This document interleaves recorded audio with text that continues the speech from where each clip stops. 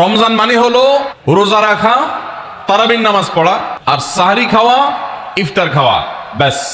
রোজা, তারাবি, সাহরি, ইফতার, এই চার জিনিসের নাম হলো আমাদের মুসলমানদের রমজান মাস।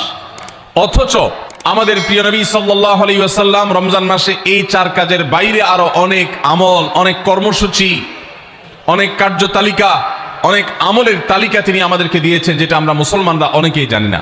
কারণ আমি নবী করিম সাল্লাল্লাহু আলাইহি ওয়াসাল্লামের হাদিস থেকে এবং কোরআনে কারীম থেকেও 27টি আমলের কথা আপনাদের সঙ্গে শেয়ার করবো ইনশাআল্লাহ, যার সবগুলোই রমাদানের জন্য স্পেশাল। রমাদান কেন্দ্রিক যে সমস্ত আমল, যে সমস্ত করণীয় আমাদের আছে, তার মধ্যে প্রথম করণীয় হলো শাবানের 29 তারিখে পশ্চিম আকাশে রমজানের চাঁদ তালাশ করা।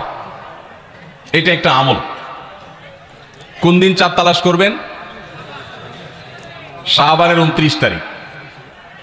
এই বছর আমাদের দেশে শাবানের 29 তারিখ কবে হচ্ছে? রোজা কবে থেকে শুরু হচ্ছে? তাহলে 29শে শাবান সন্ধ্যায়, যেদিন থেকে রোজা হওয়ার সম্ভাবনা আছে, সেই দিন সন্ধ্যায় মাগরিবের আগে পশ্চিম আকাশের দিকে চাঁদ অনুসন্ধান করার চেষ্টা করে তাকাবেন। পশ্চিম আকাশে চাঁদ অনুসন্ধান করার জন্য যদি চেষ্টা করেন, একটু খোঁজার চেষ্টা করেন, চাঁদ দেখতে যদি পান তো ভালো।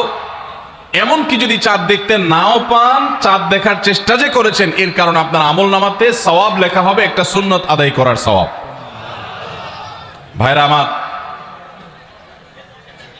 আমরা আমাদের ছেলেবেলায়, আমাদের শৈশবে রমজানের আনন্দ আঁচ করতাম পশ্চিম আকাশের চাঁদ দেখে। ঈদের আনন্দের সূচনা এবং শুরুই হতো ঈদের চাঁদ দেখার মধ্য দিয়ে। এমন একটা সময় আমরা এখন এসে পৌঁছেছি, যে সময়ে সবাই চাঁদ তালাশ করে, কিন্তু সেটা আকাশে না, ফেসবুকে। ঠিক না বেঠিক?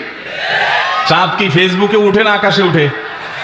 তাহলে সবাই যদি ফেসবুকে চাঁদ তালাশ করেন, আকাশে চাঁদ দেখবে কে? ও ইসলামী ফাউন্ডেশনের হেলাল কমিটি, চাঁদ দেখা কমিটির কিছু মানুষ, তাদের উপরে নির্ভর করে 18-20 কোটি মানুষ তারা ফেসবুকে তাকায় আস। এটা খুবই দুর্ভাগ্যজনক একটা বাস্তবতা।